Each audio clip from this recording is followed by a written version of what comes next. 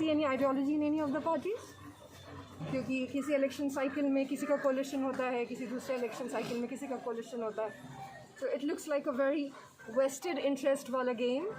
Plurals I guess is the only party जिसकी एक बहुत ही फर्म आइडियोलॉजी है, जिसको पॉलिसी मेकिंग से मतलब है, जिसका जो लीडर है जो क्लेम कर रहा है कि I should govern the state, उसको पॉलिसी मेकिंग आती है, उसको डेवलपमेंट आता है. So why not.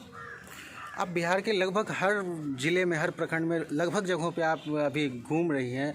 ये इलेक्शन कैंपेन का हिस्सा है या फिर आपका रेगुलर जो आप करना चाह रहे हैं, बदलाव की बात करते हैं, उसका एक पार्ट है ये? इलेक्शन कैंपेन जो होता है वो बदलाव की ही बात करने के लिए होता है.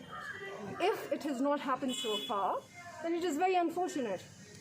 इलेक्शन का मतलब होता है कि आप अपना प्रोग्राम लोगों के सामने रखते हैं कि when we come into office तब हम ये सारी चीज़ें करेंगे. तो यहाँ पे भी इलेक्शन में वही होना चाहिए, कैंपेन में वही होना चाहिए. अगर वो अभी तक नहीं हो रहा था तो वो अनफॉर्चुनेट था. अब ऐसी ही होंगी चीज़ें और you guys should also be ready for it. ऐसे ही होनी चाहिए. आपको लगता है कि बिहार में बदलाव हर स्तर पे ज़रूरत है? कितनी ज़रूरत है बिहार में? आपको लगता है कि क्या मतलब चीज़ें हैं जिसको बहुत ज़्यादा ज़रूरत है बदलने की? कोई भी ऐसी चीज़ नहीं है जिसको ज़रूरत नहीं है बदलने की. ठीक है, देयर इज़ अ रीज़न जिसकी वजह से we are the last in the country. मैं बार बार कहती हूँ कि we are the last in the country, which we are.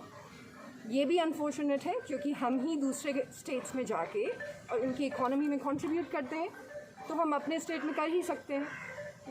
A lot of people say that it's bad fate, लेकिन बिहार में मुझे लगता है इतना घूमने के बाद भी और इतना कुछ बिहार के बारे जानने के बाद भी कि there is no such thing as bad fate in Bihar.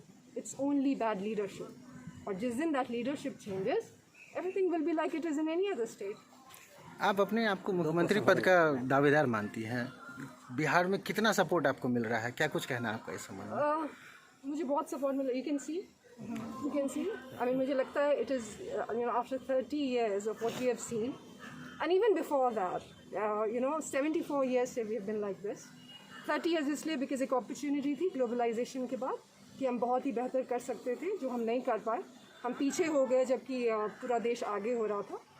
तो I think people are smart, they are intelligent people. Everyone wants कि एक बेटर लाइफ हो, क्वालिटी ऑफ लाइफ बेटर हो. So everyone is supporting me. I don't see a reason why they will not, unless आपके allegiance किसी और party से लाई करते हैं. मतलब आपकी लॉयल्टी अगर किसी और पार्टी से है तो may be you will not support. Otherwise कोई भी आदमी who is in their right mind will want transformation.